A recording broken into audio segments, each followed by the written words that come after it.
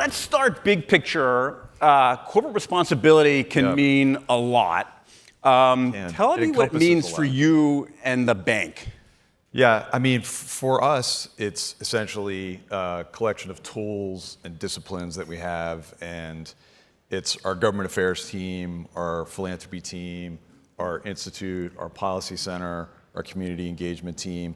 All those pieces work together to really localize how we show up, and they all supplement each other. So we think about if we do a report, which we have done, like available policy center all over, yep, on housing policy in Atlanta and how you supercharge the building and construction of affordable housing.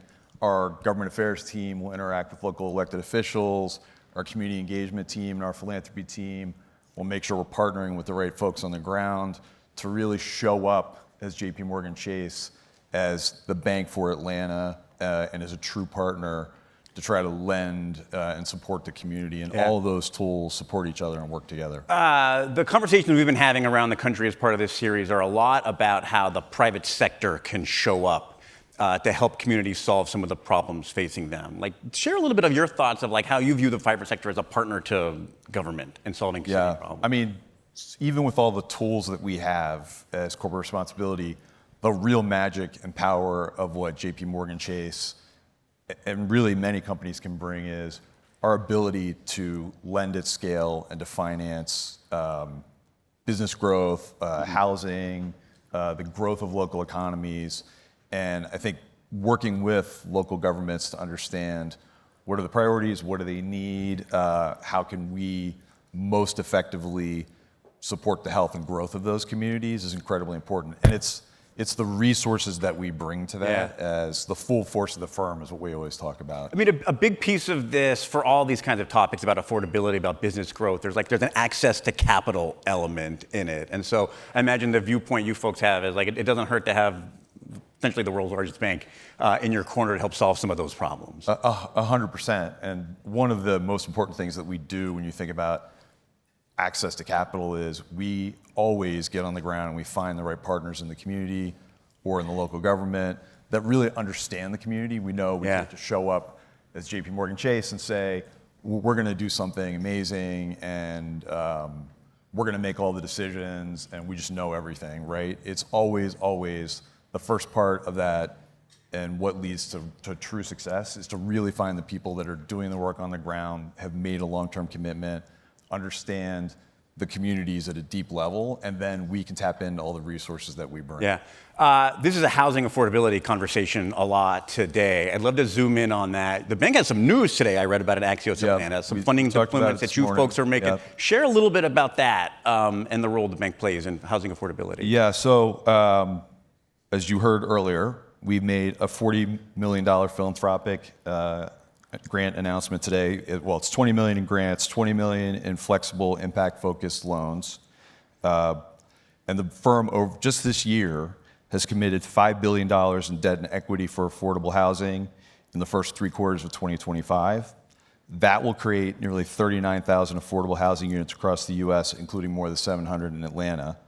And then, of course, the $1.7 million to Atlanta's Historic District Development Corporation is part of that grant announcement. So I think it's indicative of the work that we do to try to find, some of it's to national organizations, but a good amount of it, probably 3/4 of it, is to organizations on the ground and communities around the country that understand, as I was just talking about, like exactly where should you put your resources and how should you. That comes back to that access to capital. Like, can you find people in the communities that are making a little bit of progress, but maybe just like an extra push, they can do a lot more? Right. I mean, you heard, I love Courtney's energy. It was a great way to start off. But he was able to sit in this room and call out 6 people that are just here today, right? That are all pushing forward to try to address what is a huge problem in this country and to address it in Atlanta.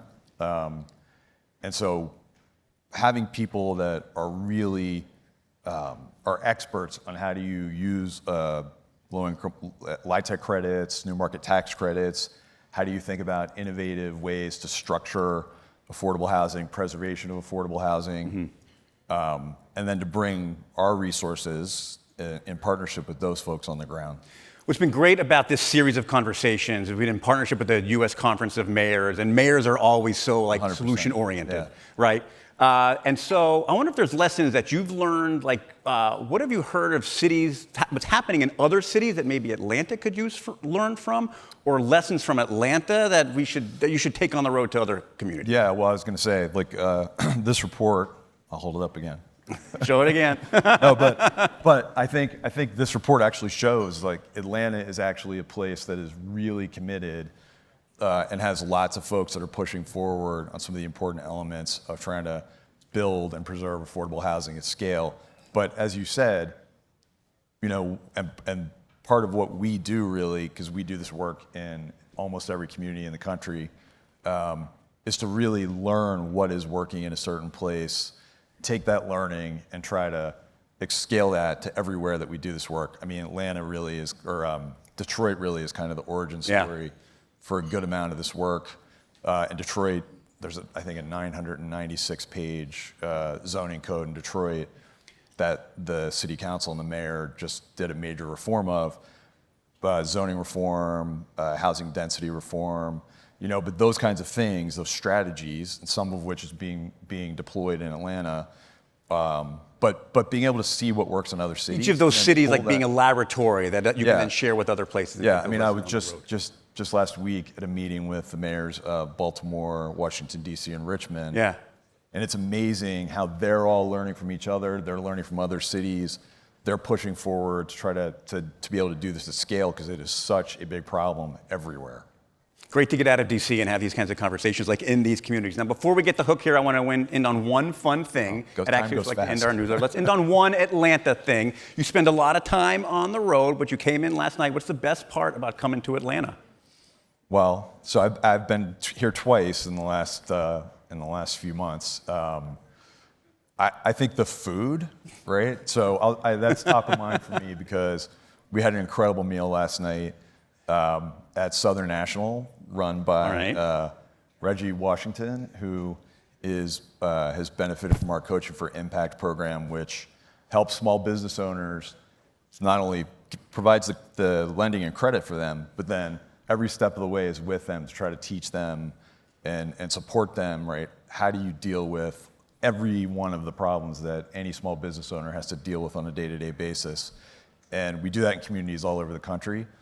It's one of my favorite programs that we have because it's really like a wraparound support for small business owners. And then you get a nice dinner. And then you get and the food, like if you haven't been there, man, was the food great. All right, if anyone needed a recommendation for later, there you go, straight from the bank.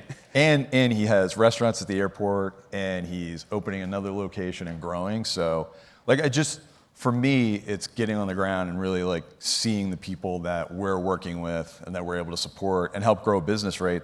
You know, all the people that work there, and the growth of that business in every location he opens supports the economy. That's awesome. Tim, great to see you. Thanks for being here. Huge thanks to JPMorganChase, and we're going to bring Mike out to continue the conversation. Thanks, man.